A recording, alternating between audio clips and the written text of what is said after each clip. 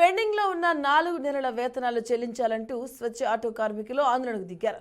విధులను బహిష్కరించి Warangal municipal corporation ముందు స్వచ్ఛ ఆటోలతో నిరసన చేపట్టారు. 4 నెలల నుండి తమకు వేతనాలు చెల్లించడం లేదని కార్మికులు ఆరోపించారు. కార్పొరేషన్ అధికారులు ఎన్నిసార్లు ఫిర్యాదు చేసినా పట్టించుకోవడం లేదని ఆగ్రహాన్ని వ్యక్తం చేశారు. పెండింగ్ లో ఉన్న వేతనాలు చెల్లించే వరకు ఆటోలు తీసేదే లేదని కార్మిక సంఘం నాయకులు తెలిపారు. గత 4 నెలల నుంచి మాకు జీతాలు ఇస్తలేదు.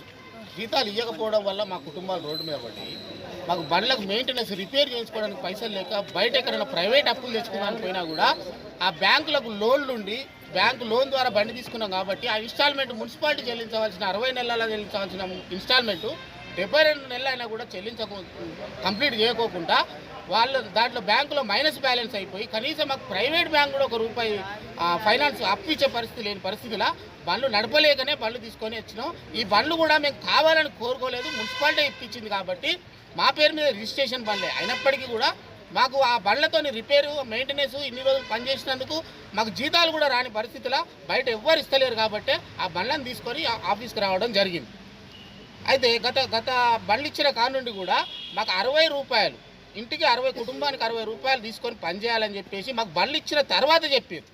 అయితే ఆ ₹60 కోసం మేము పనిచేస్తే ప్రజలంతా కూడా తిరస్కరించి మేము అన్ని ట్యాక్సీలు కడుతున్నాం కాబట్టి మేము ₹60 ఎందుకు ఇవ్వాలి ఇవ్వము అని చెప్పేసి వాళ్ళు ససేమిరా వ్యతిరేకించినప్పటికీ